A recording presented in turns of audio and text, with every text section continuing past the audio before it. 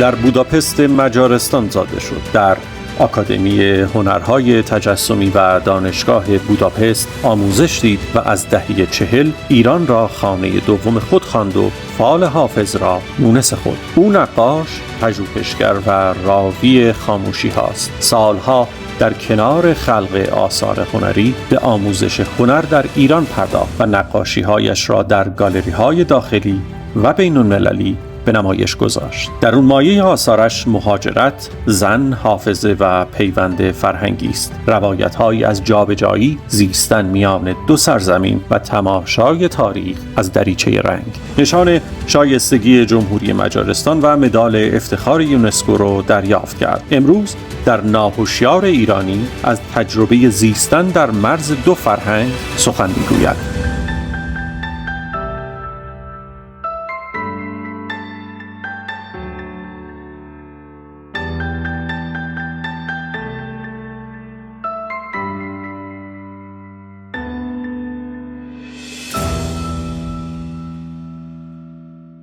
آدم که 60 سال ایران نباید چایی بخوره دیگه، نه؟ اینطوری نیست؟ 100%.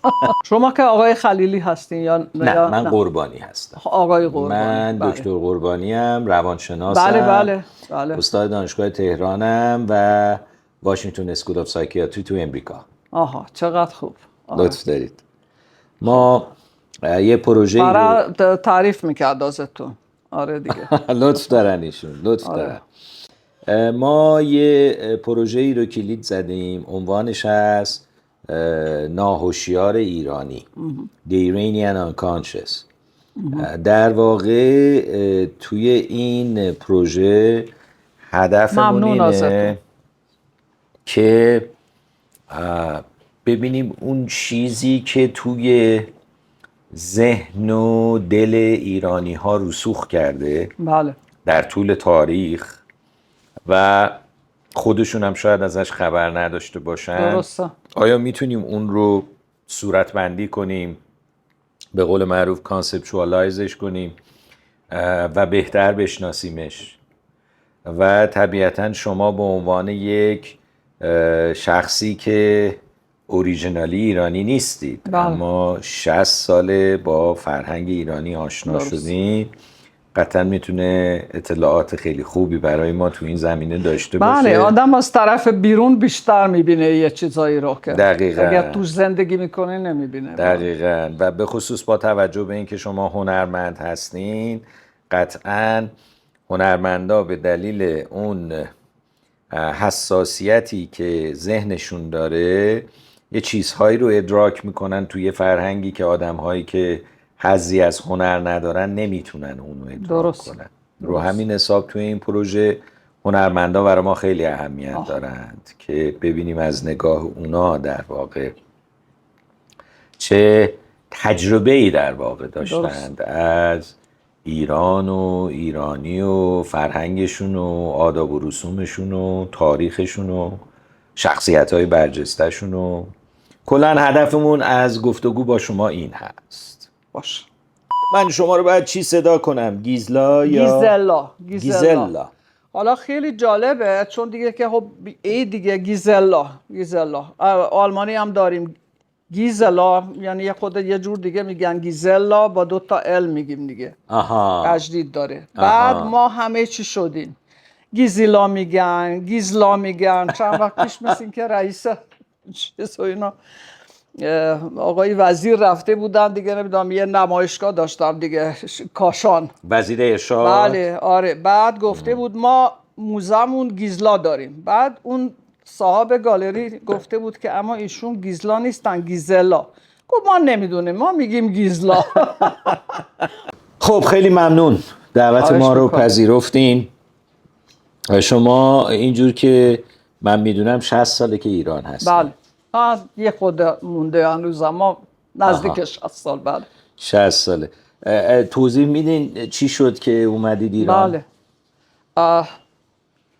مجارستان به دنیا آمدم تو جنگ بین المللی دوم. اون زادگاه من که یه شهر کوچیکیه که اسمش چاکواره، 1 ساعت تقریبا از بوداپست دوره. اونجا به دنیا آمدم، وسط توپ و تانک و صدای به اصطلاح مثلا یه صدای وحشتناک و مسلسل روساس و اینا. چون روسا آمدن، آلمانی‌ها نمیخواستن برن اونجا، جبهه خیلی خیلی شدید شده بود و دیگه ما وسط این داستان به دنیا آمدن. بعد یه دستورم آمده بود که مثلا 1 ساعت دیگه 40 روزم بود که دیگه که اونجا رو خالی کنیم. یعنی من مونده بودم دیگه تو پشت پدرم و دیگه همینجور. خلاصه وسط جنگ بودم. تو همین اوضاع بزرگ شدم دیگه. بعد با خانواده اومدین ایران یا شما تنها اومدین؟ نه اون که بعدا 19 سالگی 20 سالگی اومدم بیرون. حالا اونم بهش میرسم دیگه. پدر من که همش از پرده آهنین بدش می آمد، از روسا بدش می آمد، از سیستم کمونیستی خیلی بدش می آمد. بعد حالا اینم که یه جوری وصل کنیم با هنر و ادبیات و اینا، یه کاری پیدا کرده بود که با اون صدای خیلی زیباش که برای صداش خیلی ضرر داشت، اما از یه بابت خوب بود، تو یه چاپخونه کار پیدا کرد و بعد از اونجا کتابایی رو که میخواستن خمیرش کنن می آورد خونه. از خیلی کوچیکی دیگه که من با قصه های دنیا آشنا شدم، با ادبیات آشنا شدم. و یه چیزی هم بهتون بگم که تو سیستم سوسیالیستی تنها چیزی که عالی بود و فوق‌العاده بود و مثل مسکن آدما بود، ادبیات بود. ادبیات، کتاب. و پدرم که دیگه که آدم روشنفکر بود و بعد تو اون وضعیت خیلی سخت و وحشتناک تنها نور روشنمون دیگه همون خوندن بود. بله. من همون تا 6-7 سالگی هم یادمه که هنوزم دارم، هم کتاب آندرزن رو دارم، هم 1001 شب رو دارم. یادمه که مدت‌ها که بعدن که آمدم ایران، من گفتم که من خیلی دلم میخواد، به همسرم گفتم من انقدر از اسم عبدالله خوشم میاد، من دلم میخواد پسرم عبدالله باشه. گفتم چرا عبدالله؟ گفتم آره چون تو 1001 شب خوندم. من تو گزینش تو دانشگاه رد شدم، میخواستم ادبیات بخونم، گفته بود الان وقتشه گیزلا که بریم دیگه خارج، بریم فرار کنیم. اون موقع خیلی سخت بود. چرا تو گزینش رد شدی؟ گزینش اونجا هم که چیز بود، اونجا هم که نگاه میکردن مثلا بک‌گراند چجوریه، چون پدرم مثلا خواننده اپرا بود و کارگر برزگر نبود دیگه چیز کردم. بک‌گراند بعد یه جوری به کامونیسم میخورد. آره دیگه، ما هم که تو چیز نبودیم دیگه، تو پارتی نبودیم و بابا که اصلا هیچی و اینا. آخه اون چیزایی که به دنیا آمدم که اون تجاوزا رو، اون چیزای وحشتناک و جنگ و دید، گفته بود که من فکر نمی کنم که این ایدئولوژیه که من دلم میخواد داشته باشم. خلاصه اون موقع کم کم داشت یه جوری باستر میشد این صحنه و میتونستیم با سختی بیرون بیاییم غرب. البته 2 جور پاسپورت داشتیم، یه قرمز بود که میتونستیم تو مملکت‌های سوسیالیستی بریم و یکی دیگه هم بود که چیز دیگه غربی بود. البته غربو خیلی مشکل میدادن، باید یکی مثلا دعوتنامه میفرستاد از این حرفا و اینا. اما یکی هم گروگان باید میموند. مادر من گفته بود من میمونم. یعنی جریمه اونجوری اینطوری بود اگه یه وقت آدم در میرفت و میموند بیرون که 5 سال نه کسی میتونست بیرون بیاد نه کسی میتونست برگرده. بعد گفته بود ببین انقدر آرزو داشتی، انقدر دلت میخواست دیگه بالاخره دیگه که دنبال همون حرفه بری که دوست داری و اینا، من میمونم دیگه. بالاخره 5 سال ممکنه حالا زودتر رم کنن و بتونیم دیگه هم دیگه رو ببینیم. خلاصه با بابا رفتیم بیرون. و کجا رفتیم؟ رفتیم وین خیلی نزدیک به بوداپست، تقریبا 3 ساعت راست با ترن. اما باور کنین اون موقع که این دوره بود اصلا وین برا من اصلا یه جوری بود مثل که آمدم کره ماه. یه دنیای دیگه سخت بود، دم مرز انقدر میگشتن، اذیت کردن، خیلی خیلی دشوار و سخت. چه سالی؟ 1964. 64 بله. خلاصه آمدیم بیرون و بعد ما این کنتاکت ها رو جور کردم و اینا. بابا هم که دیگه که تو اپرا رفتیم و یه ایمپرساریو گوش داد و چیز کرد، گفت خیلی خیلی صدات قشنگه، اما برای ما تو پیری. حالا بابا اون موقع 47 سالش بود. الان 47 سال به نظر من که اینور خطم دیگه خیلی خیلی عجیبه. اون موقع اونا گفتن پیری، اما گفتم پیری از اون نظر که شروع میخوایم باد بکنیم دیگه، که مثلا اینوست کنیم و اینا یه خود سخته. بابا هم که به شدت دلش برای مامانم تنگ شده بود، دلش میخواست برگرده، گفته بود گور پدرشون، من دلم میخواد برم، نمیدونم اینجوری. اما من تصمیمم رو تو مجارستان گرفته بودم که بیام، اگر آمدیم بیرون من این میستری بزرگ و دیگه ببینم چیه، اصلا چه جوریه دیگه، من میمونم حتی اگه بابا نمیخواد، میدونستم نمیمونه. بعد یه موقعیت پیدا کردم که یه دیری بود که یه پانسیون دخترها داشت که برای دانشجوهای خارجی. انگ من بود. اصلا گفتم این اصلا از همه چی بهتره. گفتم بابا ببین من یه چند ماه میمونم اینجا ببینم چی میشه. چند سالتون بود؟ 19. 19. یه چند ماه میمونم اینجا، چیز میکنم ببینم، بلیط و رتور دارم دیگه، میام دیگه. اونم گفته بود آره دخترم. حالا یه دونه بودم، فکر کرده بود که خب ببینی که چقدر بدون خانواده سخته و این چیزا و اینا. گفته بود که آره سوار همون وینر والتر میشه و میای دیگه، تمام میشه دیگه. گفتم چشم، حتما. خلاصه ما موندم. بعد یکی رو پیدا کردم، یه کسی رو که یه بورسی به من داد دیگه، شروع کردم اونجا درس خوندم. نقاشی اول، بعد فکر کردم که زبان همون آلمانی رو میخونم تا همون ایام یه چند ماه بعد و اینا که به همسرم آشنا شدم، آقای خسرو سینایی تو وین. بله ایشون دیگه حالا خیلی وقت اونجا بودن. ایشون هم معماری خوندن، بعد موسیقی خونده بودن دیگه، کمپوزیسیون و ساز و اینا. بعد دیگه آخر سر انتخابش سینما بود. یعنی ما که آمده میرن ایشون 9 سال اونجا بودن دیگه. ما دیگه خلاصه گفته بود آخه چه کاریه که تو داری نمیدونم تاریخ هنر میخوای بخونی و زبان میخوای بخونی، تو که همینجور نقاشیت عالیه دیگه، چرا نقاشی نه؟ که همینجوری شد که من دیگه وارد دانشگاه شدم. اون موقع شما 19 سالتون بود، خسرو چند سالش بود؟ خسرو 4 سال از من بزرگتر. 4 سال بزرگتر. آره. منتها منم که وارد همون داستان آکادمی شدم، ایشونم که داشتن تموم میکردن دیگه درسشونو.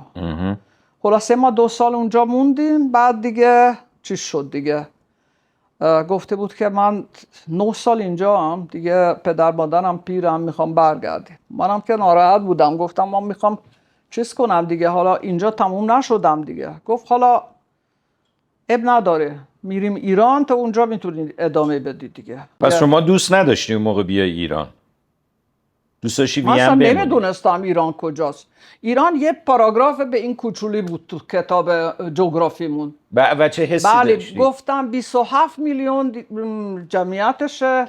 یه دختر قالیباف اونجا بود که عکسش بود و گفتم اصلا ایران، اول اصلا پرژین مثلا این خواهرها، گفتم چون اولین دخترها هم که تو اون چیز پانسیون دخترای ایرانی بودن دیگه، مومشکی و نمیدونم چشم سیاه و اینا، خیلی خیلی خوشم می اومد. پانسیون کاتولیکا، پانسیون دخترها دیگه. آره دیگه که اول بودم. بعد گفتم پرژین، اصلا یه چیز چفت نمیشد. گفت کجاست؟ گفت از همونجا که حضرت مسیح هم دیگه آمده دیگه، از اونجاست. خودش نمیدونست، خودش همش فقط اون چیزی میدونست که دیگه که مثلا انجیل میگفت دیگه اینا.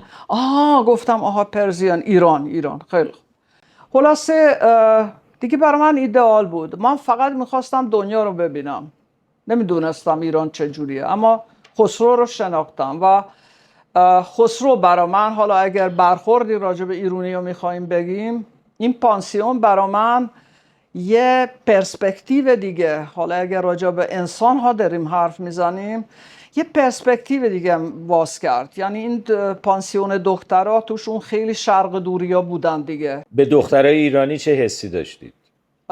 خیلی دوستشون داشتم. اولا یادمه که دفعه اول یه آشپزخونه کوچولو هم داشتیم اونجا که هر کی میخواست مثلا غذای ملیشون رو بپزه و اینا که مثلا میتونست بپزه. یادمه که یه دفعه بو عجیبی بود از آشپزخونه میامد و رفتم اونجا دیدم که قرمه سبزی دارم میپزن. من نمیدونستم قرمه سبزی چیه. گفتم من خیلی دوست دارم دیگه که ببینید قاشق بخورم از این. از همون موقع که یکی از محبوب ترین غذام دیگه قرمه سبزی. خلاصه نه خیلی خوب بود و یک کلوب خوشمزه بود قرمه سبزی خوردی؟ خوشمزه بود. بله ما میپزیمش. بعدن که با آقای سینایی آشنا شدیم دیگه یهو فکر کردم که خب راه ما همینه دیگه. یعنی ایشون هنر میخونن، منم که اصلا همش دنبال هنرم دیگه. عروسی کردیم. و از اون موقع به بعد دیگه شما پدر مادرتون ندیدین؟ 6 سال ندیدمش. 6 سال طول کشید تا مادرم تونست برای زایمون بچه‌ام بیاد اینجا دیگه بیاد ایران. وقتی وارد ایران شدین نسبت به ایران چه حس و حالی داشت؟ همین از راه ترکیه آمدیم چون دیگه یه ماشین یکی از دوستامون میخواست بیاره. بعد ما هم که مثلا 2 تا ماشینه آمدیم و میتونستیم به خود اساسمون رو بیاریم و این از راه ترکیه رد شدیم. اون موقع ترکیه وضعیت الان به هیچ وجه نداشت. خودم نگران بودم دیگه.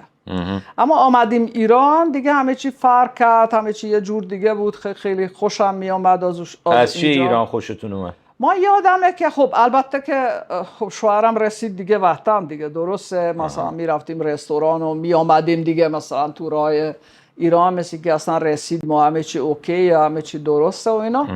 بعد با خانوادهشون آشنا شدم که خیلی عالی بود. خیلی خوب بودن، خیلی مهربون بودن و اینا.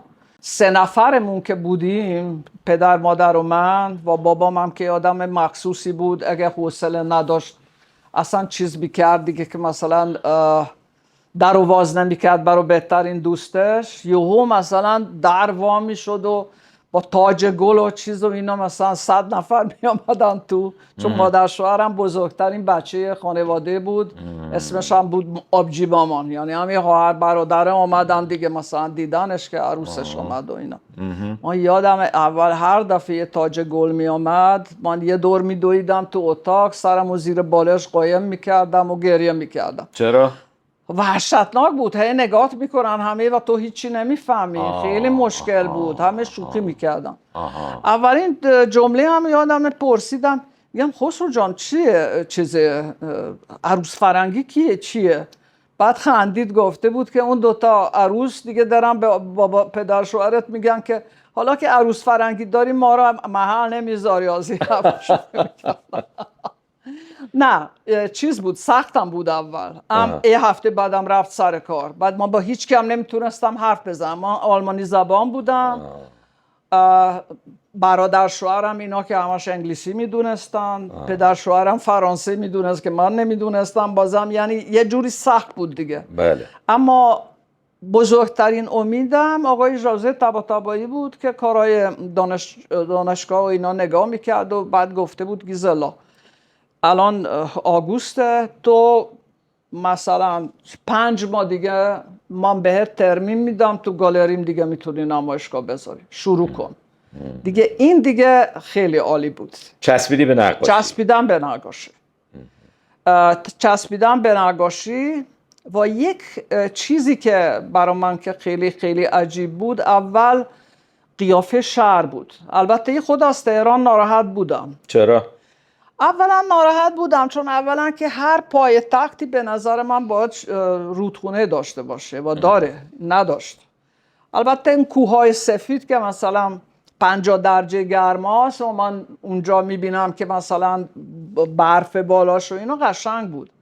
اما من به نظر من که نه شرقی بود نه غربی بود، گفتم مثلا این من اورینت و 1001 شب و من حس نمی کنم.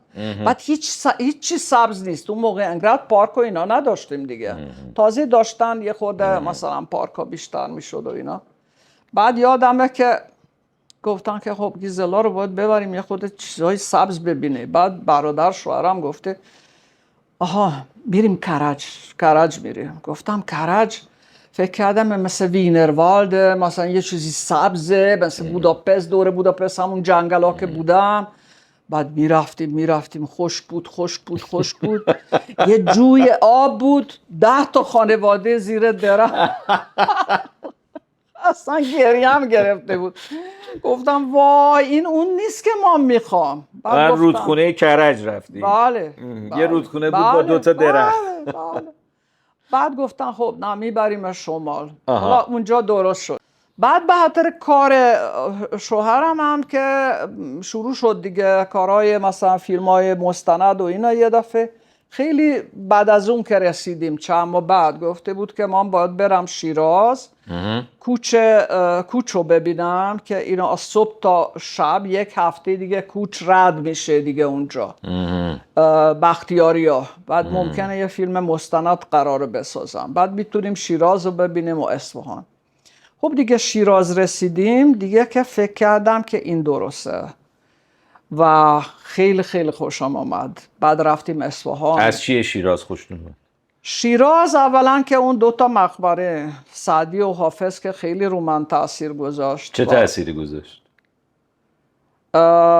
ببین من شعرم میخوندم مجارستان، یعنی 16-17 سالگی مثلا گلستان سعدی رو خوندم، تیکه های از شاهنامه خوندم.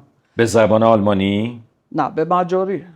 ما این ترجمه شده بود فقط. بله ما حتی خیام و 10 نفر 14 نفر ترجمه کردم و واسه اینکه ما 10 میلیون بیشتر نیستیم مترجمای فوق‌العاده داریم دیگه. و من خیلی هم برای من اتفاقا داستانای اسطوره خیلی جالب بود. پس یعنی شما حافظ و سعدی و شاهنامه رو اینا رو همه رو تو دوره نوجوانی به زبان مجاری خونده بودی؟ خوندم و نه فقط اون، ایلیاد و اودیسه خونده بودم. بعد مثلا چه میدونم مهاپاراتا داستانش رو خوندم. اصلا من این داستانای اپیک رو خیلی دوست داشتم و اصلا کلا اسطوره. یعنی تو شعرهای ایرانی بیشتر اصلا به فردوسی جذبتون کرد یا حافظ و سعدی؟ نه آخر سر حافظ. حافظ. حالا میرسم به حافظ چون دیگه الان آخرین نمایشگاهم که الان داشتم تو 10 تا شهر ایران فال حافظ بود و آخر سر میخوام به این فال حافظ برسم که این وصل کنم با اون داستان که فال حافظ به نظر من و این نمایشگاه که الان 80 سالگی پارسال 1 ساله تو 7 تا شهر انجام دادم، یه جوری میتونم بگم که این واقعا اون بالای هرم بود که عشق منو راجع به ادبیات ایران و اصلا کلا برای آدمای ایرانی حس کردم. و این فکر میکنم که آدم باید شانس داشته باشه که به عنوان آرتیست، به عنوان نگاش بتونه به همچی جایی برسه. یعنی من واقعا به این مینازم دیگه. به کجا؟ اینکه به جایی برسی منظورت کجا؟ بله که آمدم ایران من احساس کردم مثل این که خیلی غریب اینجا نیستم. غیر از اون که حالا شلوغ بود دور برم، بعد ما یه زندگی خیلی مدیتاتیو و داخلی داشتیم، اما آدما خصوصیاتشون ممکنه یه خود اغراق شده تر، یه خود بیشتر شرقی تر ما اینجا داریم، اما بیسش همون انسانه که من به هر حال به عنوان مجاری تجربه کردم. و خیلی احساس نزدیکی با حافظ کردید؟ آخر سر حالا حافظ راه داشت دیگه تا برسم دیگه. اول خیام بود. اول خیام بود با همین داستانای کهن دنیا دیگه. میشه از آخر شروع کنیم؟ بین شما و حافظ چی گذشت؟ حافظ برا من اولین ملاقاتم که همون شیراز بود، که همون اوایل که آمدیم شیراز رفتیم مقبره حافظ و در ضمن که وین هم که ملاقاتش کردم، چون دیگه که بچهای ایرانی که عید داشتن گفتن حالا ما فال حافظ میگیریم. گفتم فال حافظ چیه؟ گفت ما آخه با حافظ فال میگیریم. خب من میشناسم مثلا ایجینگ و بعد فال گرفتن ما هم داریم دیگه، خیلی چیزا که جالبه. ایجینگ برای من خیلی جالب بود. اما گفتیم خب این چه جوری میشه دیگه فال حافظ؟ بعد گفت آره فالس همیشه جواب میده. بعد اون موقع که میگم ترجمه میکردیم دیگه، ترجمه میکردیم و بعد بچهای ایرانی فال میگرفتن. عید بود. بعد دم مقبره دیگه دیدیم که از همین توتیا هستن و اینا که مثلا این فال بر میدارن و اینا. گفتن این چیه؟ گفتم اینجا فال میگیرن. فالو گرفتیم رفتیم سر قبر حافظ، بعد اونم خوندیم. این اولین ایمپرشن بود که چقدر جالبه، یعنی با حافظ چرا میشه فال گرفت و حافظ همیشه جواب میده. چرا که جواب داد تو اون فال؟ یادتونه؟ به نظر من آره، همیشه فال چی بود اون فال؟ یادتونه چی بود؟ من یادم نیست دقیق. ما انقدر فال گرفتیم، بعدن از این بچهای خیابونی خیلی خریدم، انقدر خریدم، همشونو خریدم و نمیدونم باشون حرف زدم و براشون ساندویچ خریدم و اینا. یهو برا من حالا غیر از این داستان یه صحنه هم یادمه که حالا سپیریت ایرانی، روح ایرانی که چجوری به من یه پیام داده که یادمه که یه دفعه ما اون موقع تو خیابون ویلا میشستیم، بعد ما خیلی زیاد میرفتم میدون فردوسی و بازار رو دوست داشتم. دم بازار یه دفعه دیدم یه جمعیتی دارن بیا بیا بیا و اینا، همینجور میبینم پول میریزن و یه جوری یه کپه آدمه و بعد تون پول میگیرن و پول میدن و اینا. بعد یهو پریدن عقب، یه قفس پر چیز بود، گنجش بوده. در قفس وا شد، این پرنده ها میرفتن هوا. گفتم این چیه؟ گفت یکی نیازمنده یا مریض داره یا زندانی داره، پول نیاز داره، آدم ها جمع میکنن، این گنجشکا رو گرفته الان آزادشون میکنه. و این اصلا من که به عنوان نگاش، به عنوان که دوست داشتم بنویسم، یعنی از این شاعرانه‌تر به نظر من که چیزی وجود نداره. اصلا فکر کن هیچی رو جمع کردن، آزادشون کردن و آدما پول دادن. یعنی این یکی از اون نکته ها بود که عالی بود. و بعد اینجا احساس کردی با روح ایرانی پیوندی اصلا آره اصلا گفتم اصلا چه ظرافتی، چه چیزی ماوره انسانیه این داستان. که بعد این فالای حافظ تو خیابون دیدم و این گفتم آخه این خیلی چیزی جالبیه. ببین بچه ها رو تو هندوستان خیلی اوقات کور میکنن، نمیدونم دستشون رو چیز میکنن و اینا که باهاشون گدایی کنن دیگه. درسته؟ یعنی آدما ناراحت میشن، یه پولی میدن. اما فال حافظ دریافت میکنی چی میشه؟ فال حافظ آدم میگیره، یه پولی به اون بچه میده، کمک میکنه، چیز میکنه، اما فال حافظه، یه شعر زیبا در مقابل اون دریافت میکنه. من فکر نمی کنم تو دنیا وجود داشته باشه ملت که یه همچی چیزی داشته باشه. و این داستان برای من جالب شد. یعنی این فالا رو من جمع میکردم. یه دفعه یه مشقی یعنی هر بار یه بچه میدیدی یه فال میخریدی و میگرفتی؟ بیشتر آره میخریدم، دوست داشتم، بعد متنوع ورداشتم. گفتم این فالا یه دفعه به درد میخوره.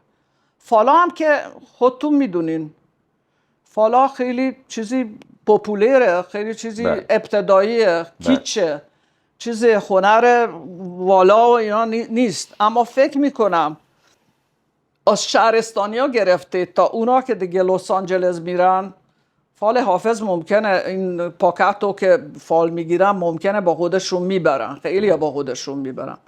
کسی رو ندیدم که اگه فال حافظ باز کنه لبخند نزنه.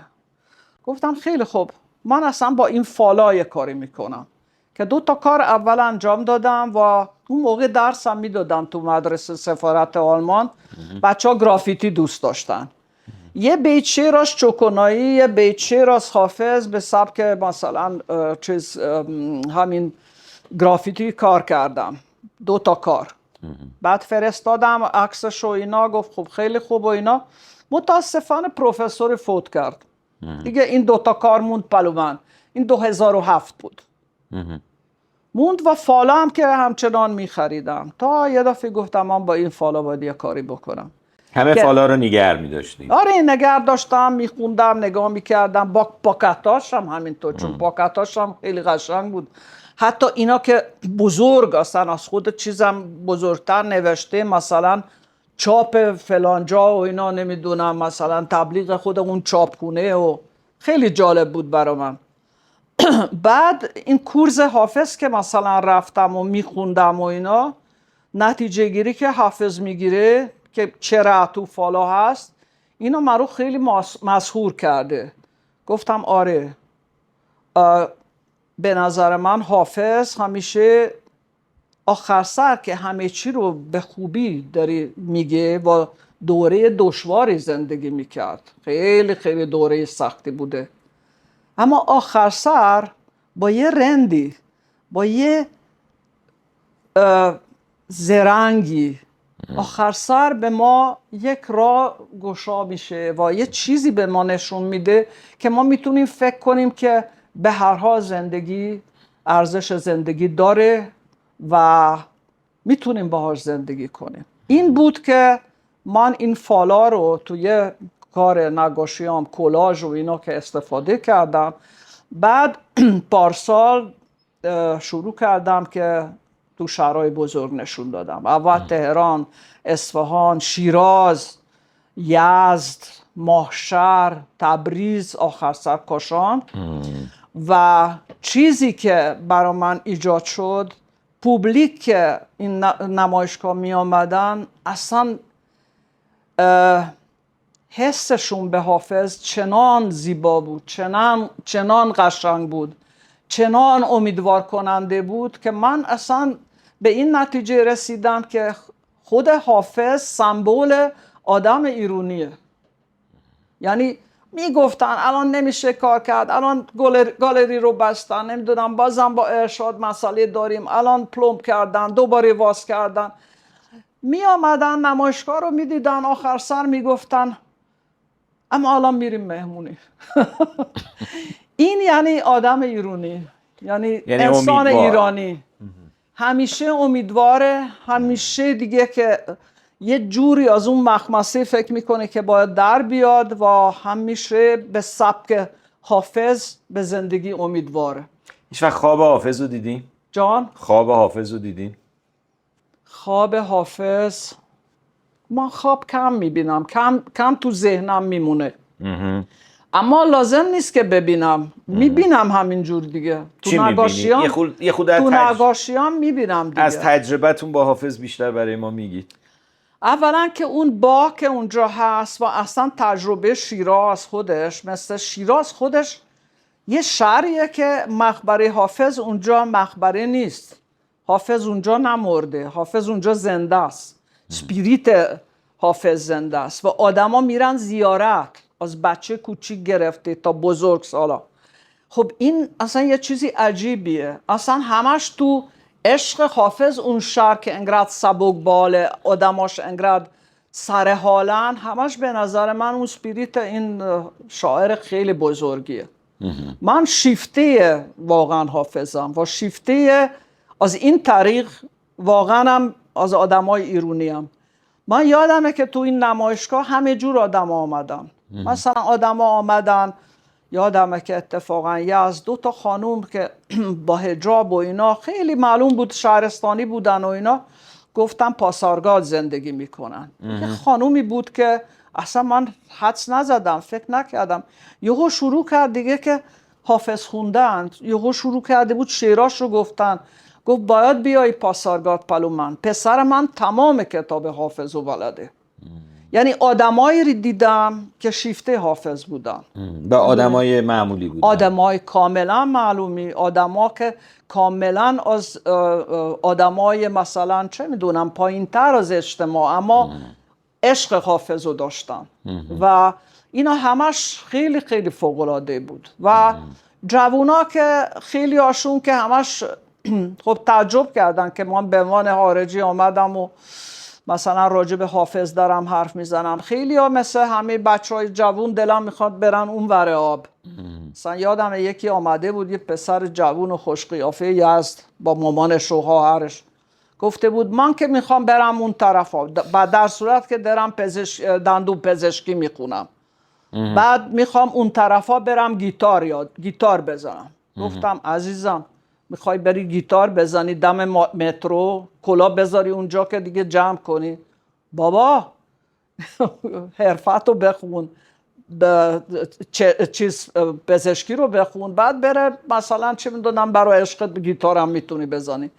یعنی یه آدمایی که اصلا میدونی فکر میکردن که همش عشق اون ورا دارن، بعد گفتم تو یه همچی شهری داری زندگی میکنی، یه شهر مال چند هزار سال است، یک ذره که این زمین رو با هم میزنین دیگه همش تیکه تیکه توش یه فرهنگه، یک دوره است. میگم که بناز به شهر خودت، خیلی خیلی عالیه، شهر خودت تو کشف کن. و من میتونم بگم که این داستان اتفاقم افتاده. یعنی من این گالریا و آدمای جوون که هنر خوندن و نصفشون هم بیشتر دخترن، میتونم بگم که من خیلی خوب دیدم شهرستانه و فکر ارتباطشون میکنم با بله فرهنگ بله خودشون به و نظر شهر من خودشون. آره. بعد حالا انشالله میدونی همه چی متمرکز شده تو تهران، اما به نظر من اگر شهرستان هم بیشتر ایونت هایی باشه که هنر پرور باشه، آدمایی مثلا به جای فرش رو فرش بذارن دیگه که آرت جمع کنن، خیلی فرهنگ بالا میره. گفتید حافظ نماینده اسپریت ایرانیه. به غیر از امید دیگه چی میبینید توی حافظ که اون رو نماینده روح ایرانی میدونید؟ ببین یه ملانکولی، یه غم توش هست، اما به نسبت به ما مجاریا انقدر نیست. برای همین هم که خیلی ها میگن گیزلا چی کار داری اونجا الان دیگه، اونجا هم که مثلا همش نمیدونم که خطر جنگ و اینجوریه اونجا هم که الان میترسم به خاطر جنگ اوکراین و روسیه و اینا، در صورت که حالا خیلی دوره از اونجا که مثلا جای دیگه بیاد. اما متاسفانه ملت ما خیلی غمگین ترن. ما همشون بهش گفتم انقدر شما پسیمیستین و انقدر شما غمگینین، به خدا باید از اینجا یاد بگیرین. خب تو جنگ جهانی دوم خیلی اذیت شدن. بله میدونم، ملت کوچیکی هم هستیم. بعد تیکه تیکمون کردن، 7 برابر کوچیکتر شدیم بعد از جنگ اول. همین چیزا هست، خیلی خیلی شکننده است همه چی. خب یکی ملانکولی هست تو حافظ ولی میگید خیلی شدید نیست. یکی امید هست. بله. دیگه چی هست؟ دیگه چی دیدید توش؟ همین که میگم دیگه که مال چند صد سال داری با ما حرف میزنه و ایرونی ها الان خودشونو میشناسن دیگه، که اگر میخونن میگن این منم. حافظ همینو میگه الان هم اینجوریه. من فکر میکنم این تسکین وحشتناک بزرگیه دیگه. یعنی خیلی خیلی خوبه. من فکر میکنم برای همین حافظ یه خود متفاوته با بقیه است. اگر بخواید به عنوان یک مجاری، حالا این کنتراست رو گفتید اونجا خیلی ملانکولیک ترن، بین فرهنگ و روح ایرانی و مجارستان چه تفاوت ها و شباهت هایی میبینید؟ همین ملانکولی، همین یه خورده چه میدونم پسیمیسم به هممون داریم به دنیای بزرگ، اینا که شبیه همه ما داریم، اینجا هم هست، فراوون هست دیگه. درسته من تو جوانای اینجا میبینم، تو جوانای ما هم ببینم. حالا یه خود متفاوت شد که الان مرزا باز شده. من راجع به همون دوره دارم حرف میزنم، مرزا بسته بود. بله. میدونی الان باز شده، الان میرن میتونم برگردم. البته الان هم یه محدودیت اکونومیک هست. خب کسی که میره اون طرفا بعد بیشتر پول در میاره، زندگی میکنه، یه جوری نمیتونه برگرده یا بچهش اونجا مدرسه میره. ما هم داریم از این کیسا. ایران هم یه خود همین حالت رو داره. اینا که شبیه همه. بعد یه جوری که مرز بودیم، یعنی از ایران هم که خیلی خیلی اتفاق افتاده، مغولا آمدن و نمیدونم تاتارا، اینا ما مجارستانی اینا داریم. شما الان خود توی ایرانی هم میدونی دیگه. حالا اینم خیلی جالبه، خیلی دوگانه است. ما میرم مجارستان چون 2 سال پیش زندگی نامم هم در اومده به مجاری نوشتم دیگه. بنده عشقم از هر 2 جهان آزادم، این تیتر کتابمه. چون ما فکر کردم آره که قبل از اون که بمیرم دلم میخواد که خودم راجع به خودم و فعالیتم نقاشیام حرف بزنم. خیلی هم منو دوست دارن، یه نشانی هم به من دادن 70 سالگی، یعنی به من افتخار میکنن. هر دفعه میرم اونجا میگن که گیزلا تو اصلا هیچی عوض نشده. بعد اینجا تو این مسافرت ها که کردم که همه مثلا انتظار یه زن فرنگی داشتن که مثلا خیلی خوب مثلا ممکنه هم نتونه خیلی خوب فارسی حرف بزنه، گفتن آخه گیزلا تو اصلا دیگه ایرونی شدی. گفتم هم شدم هم نشدم، هم مجاری هستم هم نیستم، یعنی این دوگانگی رو دارم که این هم خوبه هم بده. چیش خوبه؟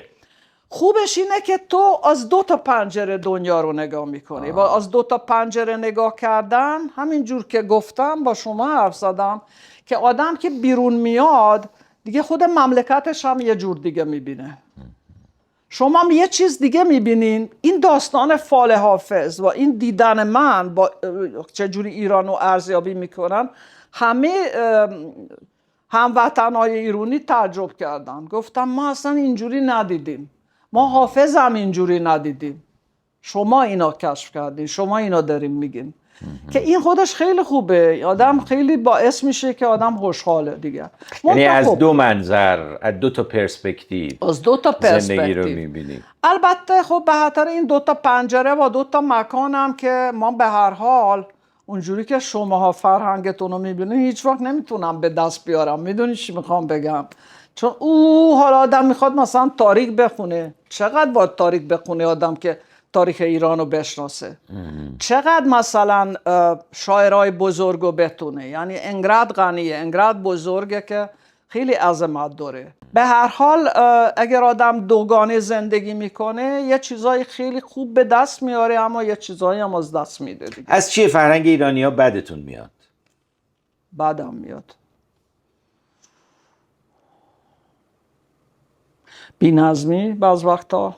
آره بی‌نظمی، آره اون بعض وقتا سخته، اما خب این هم یه خود عادت کردیم بهش دیگه. هیچی نمیشه راه خودش دیگه بره، همیشه یه در روی یه چیزی رو آدم باید بگه. حالا این شیوه رو که ما اصلا میریم اون طرفا من به کار میبرم، میگم بابا من چرا باید اینجوری تو این صف وایسم؟ نمیشه یکی رو ایرانی بازی در بیاریم، ایرانی بازی در بیاریم و اینا. خلاصه همین چیزا هست. البته ما هم داریم اون جای خورده، اما نه به اندازه ایران. و بی‌نظمی ایران اذیتتون میکنه دیگه. آره چی؟ بی‌نظمی اذیت میکنه.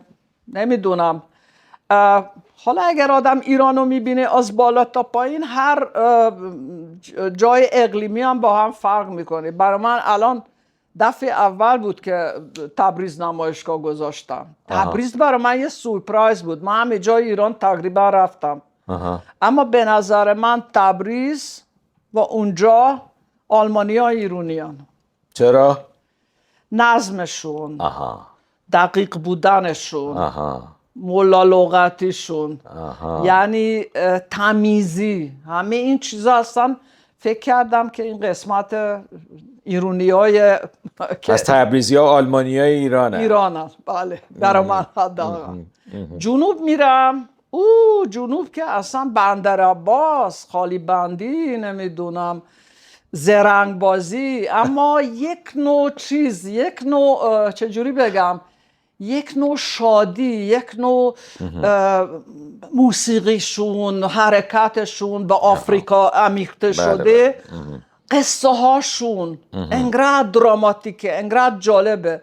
اصلا اونجا به نظر من زناشون با همون نقاب و با همین لباسای رنگیشون و اینا به نظر من اسطوره ایرانه. یعنی اصلا اونجا فهمیدم که اسطوره های یونان چجوری به وجود آمده. چطور؟ اصلا اون فضا که اون دریا انقدر آبیه که این مثل جوهره، اون اصلا قصه هاش، آدماش کاملا متفاوتن. گفتید خالی بندی، منظورتون چی بود؟ خالی بندن بندر عباسی؟ بله چیز بعد زرنگن دیگه، نمیدونن که چه خبری، چه جوری خودشون بزنن جلو. ولی خیلی گفتین پرشورن، پرشور و احساساتی و لحظه‌ای و درزم از اون ورم تنبلن.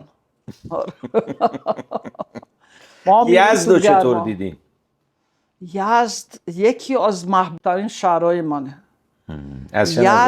یزد چیز داره، یزد خود اسطوره است. یزد شهر بسیار جالبیه، بسیار جالبیه به خاطر صحرا که دور برش هست، به خاطر اون زیرزمینش که به جای بالاتر رفتن 3 طبقه میره پایین. اصلا خود دانشگاه مثلا هنرشون انقدر با دادم پایین بره، اونو گفتم که استادی مثل من که نمیتونین اینجا داشته باشی این پلا رو بره پایین و اینا.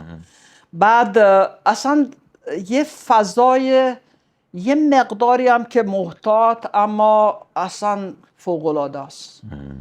یه حس اصلا فکر میتیکال داره. میتیکال. اصلا فکر کن اصلا خود این اسم که کوچه آشتی کنون اصلا خوب فوق‌العاده است دیگه، مثل فال حافظه. تو نمیتونی پلو دشمن چیز بری، باید لمسش کنی. اگه لمسش کردی ممکنه میبخشش. یزد رو در مقایسه با اصفهان رو در مقایسه با یزد چجوری دیدید؟ خب اصفهان جور دیگه است. اصفهان چیز دیگه، پایتخت بوده، شهر بزرگی بوده، مهمی بوده اونجا. حستون رو بگید به ما. من خیلی اصفهان رو دوست دارم.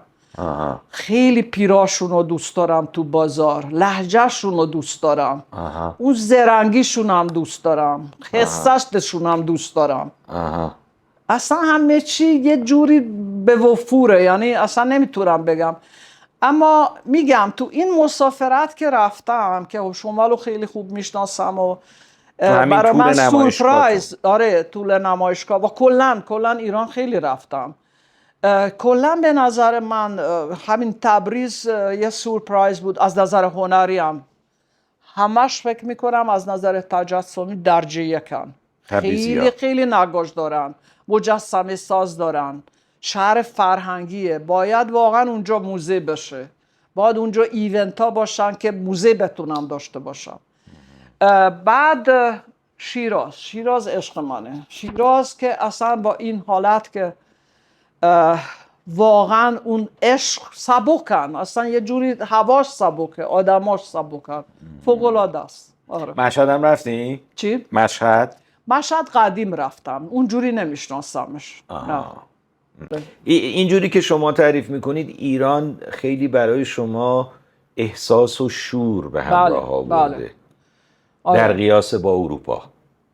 بله البته ببین داستان چیز ماور تعارف‌های ایرانی اونم یه کودایی داره که آدم یه مقداری باید بهش عادت کنه.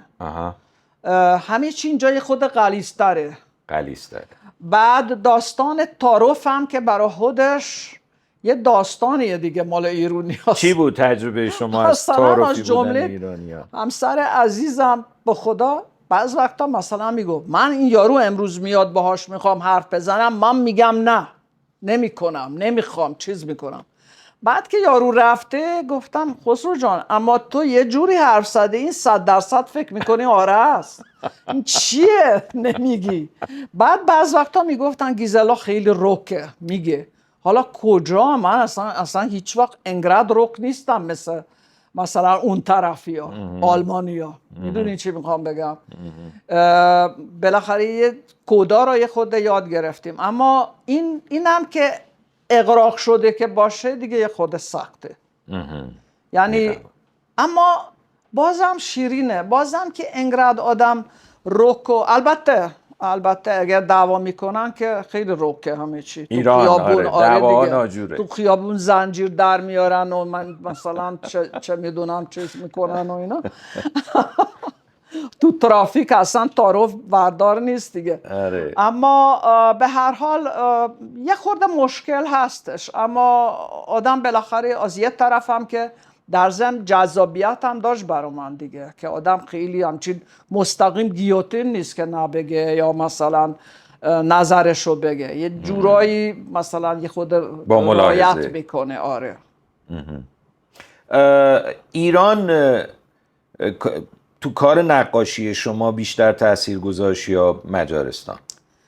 من فکر میکنم مال من که تأثیر گذاشت و من اصلا فکر میکنم فضای ایران انقدر منو جذب کرد، ریشه‌ای از اونجا میاد. همین کنجکاوی که ما آدمایی داریم که مثلا تقریبا بدون پول و چیز می آمدن این طرفا که کشف کنن که مثلا ما از کجا آمدیم. زبان مجاری رو میخواستم پیدا کنن. 150 سال 200 سال پیش داریم دیگه صیادا که میخواستن این کارو بکنن و فکر میکنم این کنجکاوی با خودم آوردم به طرف شرق. قصه های 1001 شب، نمیدونم اصلا اونم از اینجا میاد بله. که من میخواستم کشف کنم، میخواستم ببینم، برای من جذاب بود از همون لحظه اول. اما اون انسانیت، آدما، خواستشون، آرزوهاشون، همه چی دیگه که سر جاشه بین هر دو تا ملت وجود داره با امید که بالاخره هممون یه خود داریم دیگه. گفتید برای نقاشیاتون اسم خاصی نمیتونید بذارید، سبک خاصی نمیتونید بذارید. چرا؟ من ولی میشه فیگوراتیو توصیفش کار میکنم، اما به هر حال دوره های مختلف دارم. حالا من تو چیز میفرستم براتون دیگه. حتما. آره حتما میفرستم، عکساشو میفرستم. بله. شما باید خیلی مغرور باشین که بچهای این مملکتین. میدونی چی میخوام بگم؟ یعنی واقعا هم خیلی ها هستن که اینطوری هستن دیگه، به خاطر هنرش، تاریخ هنرش، به خاطر هنرش، به خاطر کونگیش، به خاطر این که دیگه ما چند هزار سال هست دیگه. یعنی هر تیکه میتونه، یه تیکش، یه دورش میتونه یه عمر یه مسئله باشه برای یکی. یعنی اصلا دیگه که درگیر همون داستان بشه. بعضیا میگن به خاطر همین امریکا نمیتونه ایران رو شکست بده، چون تاریخش نمیشه. خیلی ایران هیچ وقت شکست نمیخوره. شنیدن این جمله از زبون شما آره. شیرینه. همچنان فکر میکنم مجاری هم هر چقدر گریه میکنم ما کوچولو شدیم، 10 میلیون بیشتر نیستیم و اینا، اما مجاری هم که با همون خصوصیات عجیبشون به هر حال یه ملت همه میشناسنشون دیگه. بله بله، قطعا با همینجوره، فرهنگشون بالاست. همینجوره. گیزلا خیلی ممنون، خواهش خیلی میکنم. استفاده کردیم، خیلی خواهش لذت بردیم میکنم. از توصیفات جذاب شما.